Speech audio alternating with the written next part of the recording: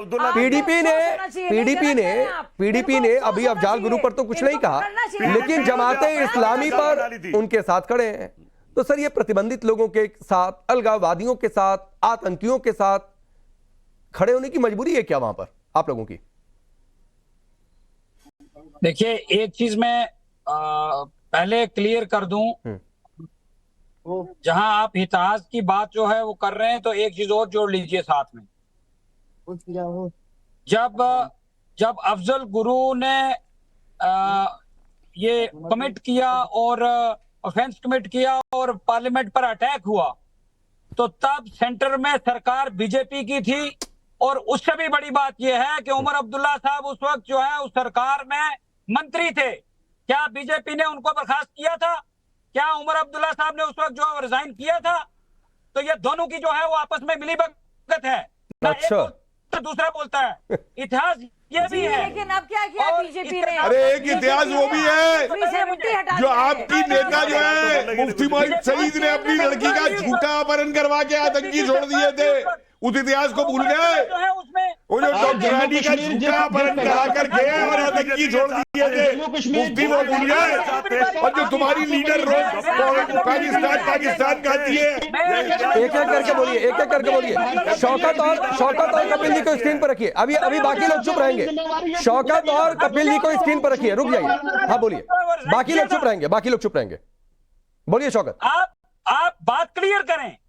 ये जवाब पूछता हूं मैं बीजेपी से, क्यों नहीं बर्खास्त किया? क्यों नहीं उमर अब्दुल्ला ने इस्तीफा दिया? बताइए, देश को बताइए ये बात। ये ऐसे हवा में बातें करने से यहाँ कुछ नहीं मिलता है। ये सिर्फ इल्जाम तराशियां करने से कुछ नहीं मिलता है। ये सवाल पूछिए उमर अब्दुल्ला से कि अगर वो इसके खिलाफ था कि उस पर गलत एक्शन हो रहा है, तो उमर अब्दुल्ला ने इस्तीफा क्यों नहीं दिया? हाँ तो पूछिए। बीजेपी तो सही एक्शन कर रही थी, उसको पकड़ा गया था, समझ गए?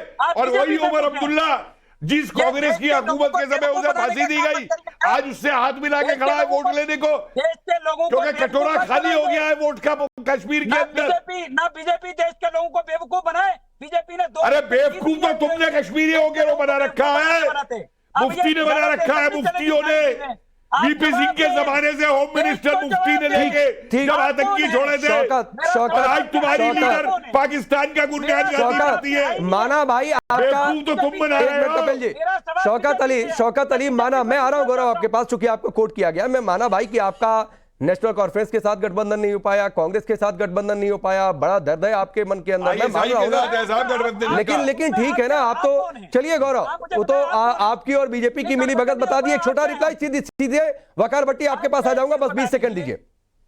बोलिए गौरव। देखिए भाई, ये जो हमारे देखिए यहाँ जो मेरे पीडीपी के जो बैठे हैं यहाँ स्पोक पर्सन, ये कहते हैं कि अब बीजेपी के साथ अलायंस था एनसी का, और उस वक्त नेशनल कॉन्फ्रेंस को जवाब में सबसे पहले एक चीज क्लियर करना चाहता हूं।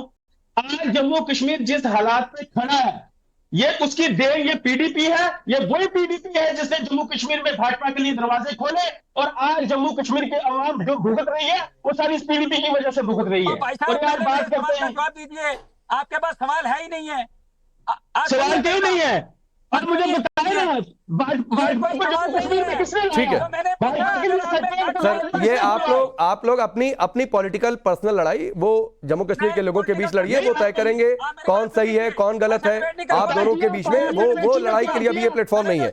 वकार भट्टी अब रुक जाइए सर, वकार भट्टी से कुछ सीखिए, पिछले 25 मिनट से वेट कर रहे हैं, तो मुझे उनके पास जाने दीजिए। वकार भट्टी, आप तो बुरहान वानी को भी आतंकी नहीं मानते हैं, तो आपके हिसाब से अफजल गुरु भी आतंकी नहीं होगा?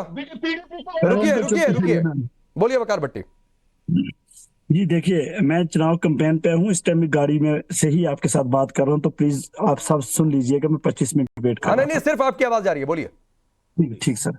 देखिए, मैं आज 2 चीजों को क्लियर कर दूंगा देश के सामने और आप सबके सामने और कश्मीर के सामने। आज जैसे आप सोच रहे हो, बात चर्चा हो रही है अफजल गुरु की। अफजल गुरु को जब फांसी लगाई दी गई थी और वो 25 नंबर था फांसी का, लेकिन कांग्रेस ने अपने चुनाव के लिए, क्योंकि 2014 में चुनाव था और चुनाव का उनको फायदा हिंदुस्तान में मिले, 25 नंबर के बंदे को उठाकर उन्होंने सूली पर चढ़ा दिया, लेकिन राजीव गांधी के कातलों को माफ कर दिया। और यहाँ नेशनल कॉन्फ्रेंस की सरकार थी, उस टाइम सीएम थे जनाब उमर अब्दुल्ला साहब।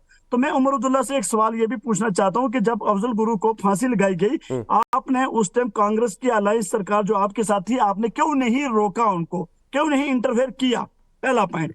उसके बाद क्यों नहीं आपने कांग्रेस सरकार से यह सवाल पूछा कि भाई उनका आखिरी रस्म जो होती है, चाहे वो मुस्लिम हो, हिंदू हो, क्रिश्चियन हो, ईसाई हो, उनकी आखिरी रस्म कम से कम उनके घर में होनी चाहिए थी। उनके कपड़े तक उनकी बीवी बच्चों को नहीं दिए गए। और इससे पहले सेम एक स्टोरी इससे पहले मकबूल भट्ट साहब के साथ हुई थी, जब फारूक अब्दुल्ला जम्मू कश्मीर का सीएम था और दिल्ली में कांग्रेस की सरकार थी। तो दो कश्मीर के लोगों को फांसी लगी है, और जिसमें फांसी लगाने वाले कश्मीर के लोग और आतंकी दोनों में फर्क होता है।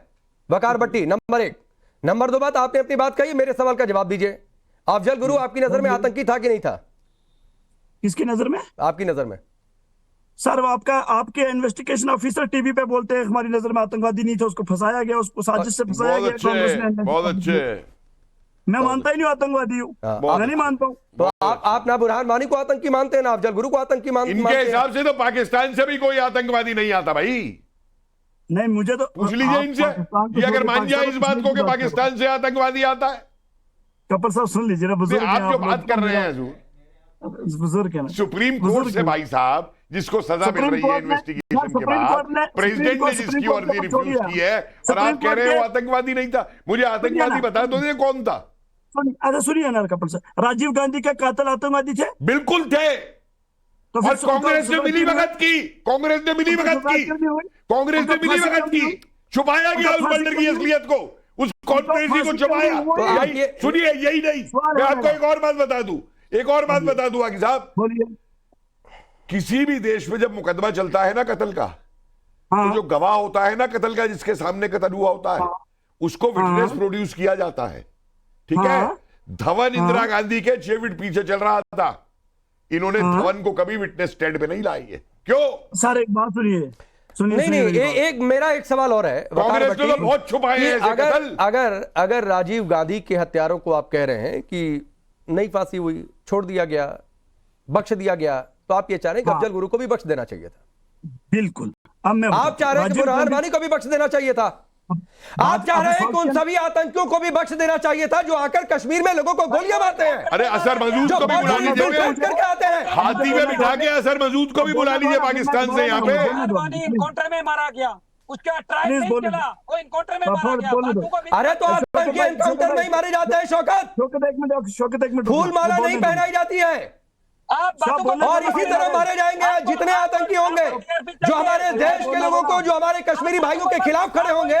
और इस बार आकर अगर कोई साजिश करेंगे, वो चाहे कश्मीर में, चाहे दिल्ली में, चाहे कन्याकुमारी में, या फिर हिंदुस्तान के किसी भी शहर में, तो जवान हर जगह तैनात है, उनका एनकाउंटर होगा।